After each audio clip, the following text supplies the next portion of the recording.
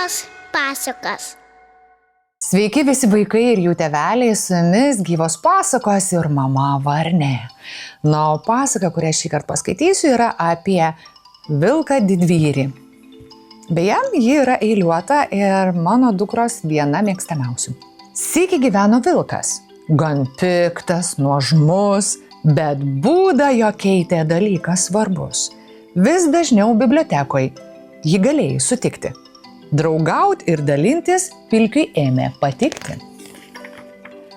Bet kartą atėjo labai nusiminęs, lyg būtų kas nosį jo nukabinęs.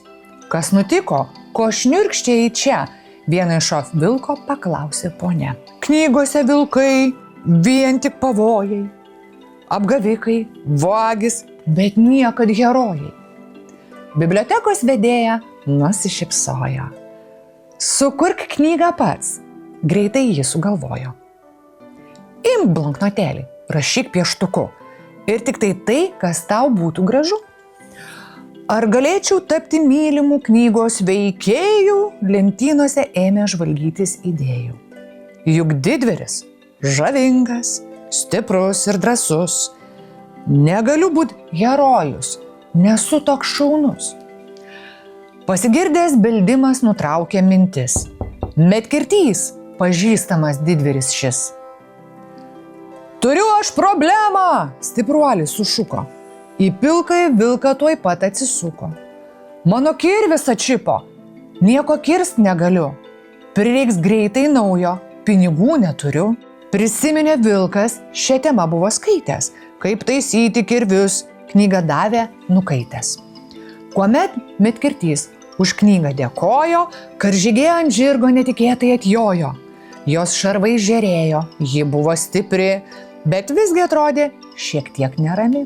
Žirgo pašaro dėklą nudžiovė kažkas, o vargšelis neėdęs, jam jau nekas. Vilkas daug skaitė apie ūkį išmanų, todėl sugalvojo patarimą sumanų. Paimk šitą krepšį, priberkit grūdų ir bus jums kaip dėklas visat kartu. Pasistiprinęs žirgas kaip mat atsigavo. Tuo metu princas vidun atšuoliavo.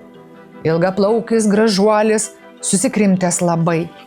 Iš puošnaus apdaro plunksnų beliko pūkai. Šį vakarą pokylis garbiųjų svečių, su šitokia skrybelė aš eit negaliu. Vilkas juk vartęs rankdarbių knygą, užsiėmė princo kostiumo puošybą. Ak, ačiū tau, vilke didvyri mielas, pagelbėt šiandieną galėjai tu vienas. Iš nuostabos vilkas vos orą gaudo, didvyris gal jos skruostai nuraudo. Tik staiga, dun dun dun, visi griausmą išgirdo, suvirpėjo lentynos, net knygos išvirto. Atskriejo grėsmingai, fi fe, fi fu fa, laukan visi bėkit, milžinas čia. Nesiartink, ginklų medkirtys pagrasino, į kovą, karžygė aršiai vadino. Šalin, plunksnas princas išsaugot norėjo. Bet gana vilko lūpom tvirtai nuskambėjo. Nors ir buvo baisu, kinkos ėmė virpėti, vilkas paklausė, ar galiu kuo padėti? Vilką išgirdęs dičkis nustebo. Knygų aš ieškau, pagaliau pralemeno. Perskaičiau viską, ką tik turiu, jokios naujos rast negaliu. Vilkas nusišypsojo, ranka jam pamojo, kol popieriaus lapo pieštuko ieškojo.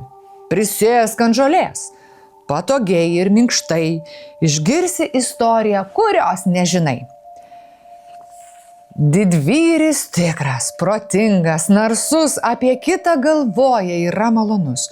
Vilkas suprato dabar viską aiškiai, jų grožis ir raumenys nieko nereiškia. Medkirtys ir kiti patogiai sėdėjo, kuo daugiau pasakų išgirsti naujų norėjo.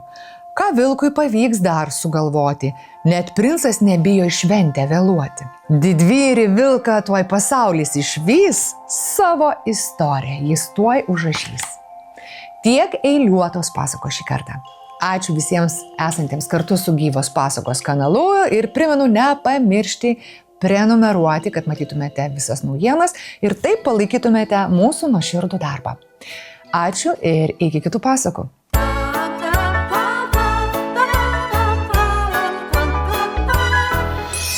Gyvos pasakos.